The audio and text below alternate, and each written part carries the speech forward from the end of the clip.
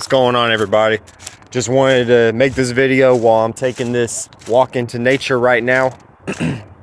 Really just wanted to talk about the nodes, the north and the south node, Rahu and Ketu. Now, I personally believe that the nodes are probably the most important indicator of one's birth chart, because the north and the south node combined almost create a spread of your entire being on a spiritual level.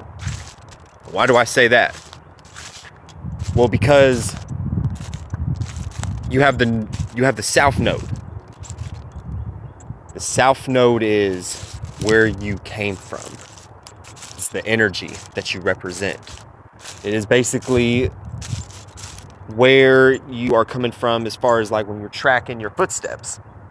To retrace your steps is essentially to follow your south node energy.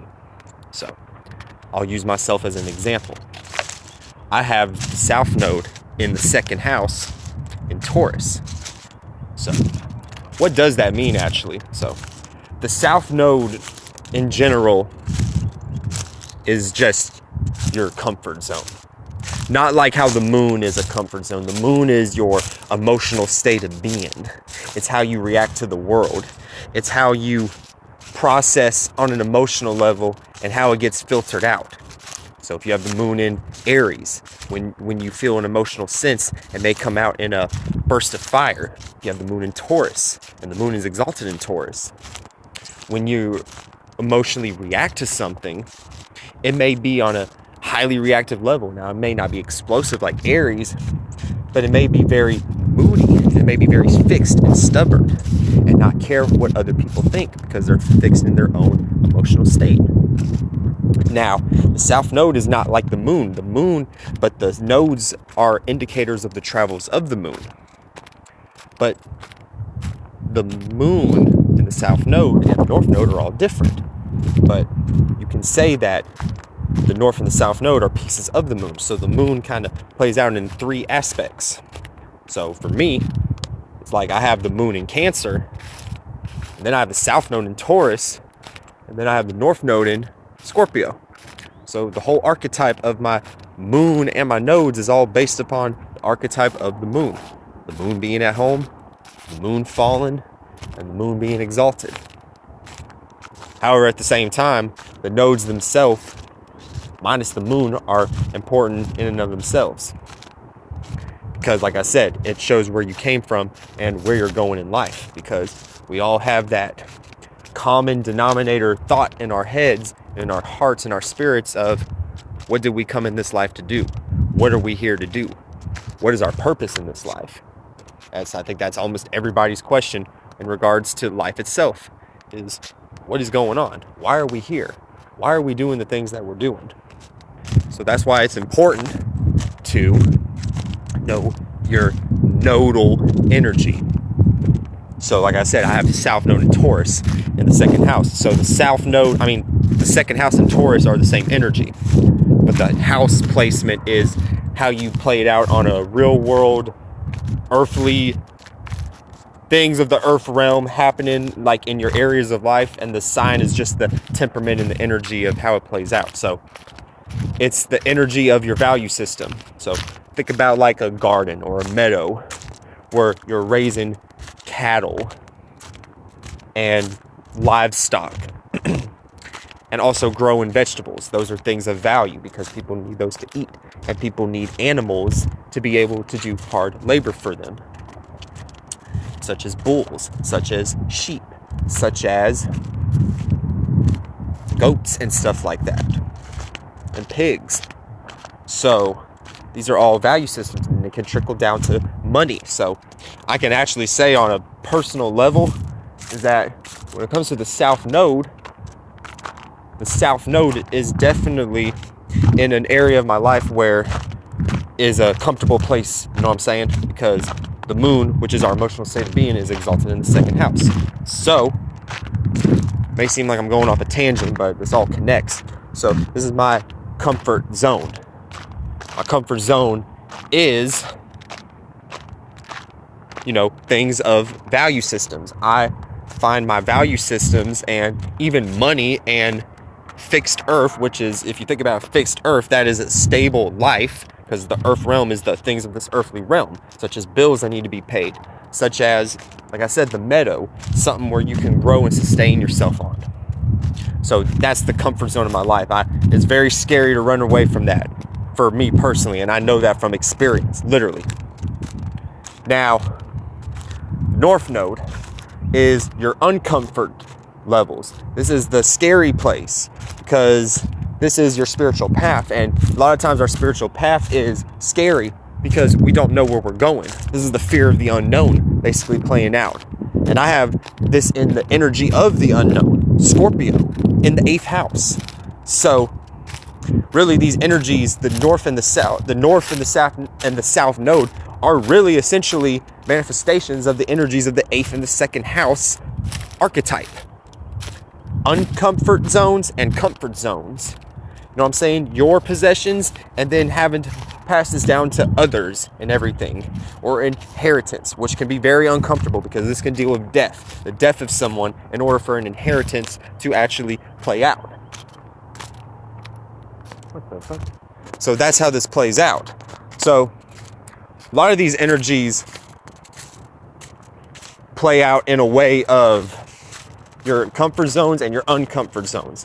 So, like I said, I have the way my spiritual experiences are, they play out in the 8th house in Scorpio. So it can be very scary. It can be very sketchy at times to really go through these experiences and everything like that. You know what I'm saying? Having to, like, for example, I'm into real estate now. Having to go on the phone and having to motherfucking ask people if they want to sell their house for a low price, and they have an emotional attachment, aka the 2nd house. They value that house, and then it ends up being a friction of the 8th and the 2nd house, which plays out the natural North Node energy of uncomfortability. So with that being said, that's the energy I play out. And one thing I've noticed too is that as far as a sign that you manifest more people that correlate to your North Node. For example, I have North Node Scorpio. My older sister is a Scorpio. The person I'm in a relationship, y'all know Latrice, Archangel Raphael, is a Scorpio. A lot of my friends, one of my best friends who's a musician, fantastic drummer, is a Scorpio. So, one of the close friends I just got back in contact with, he's a Scorpio. So that energy is a common denominator in my life. And a lot of times the reason why more energies of the North Node, as far as a sign manifesting in your life, play out more than a sign correlated to your South Node. Like, for example, I barely manifest Tauruses in my life. I barely know any Tauruses in my life except maybe 2, 3. But I know a lot of Scorpios. And it's just the natural energy of the North Node, because the North Node is putting you in a space where you're naturally going to manifest energies that remind you of the spiritual path you need to go on.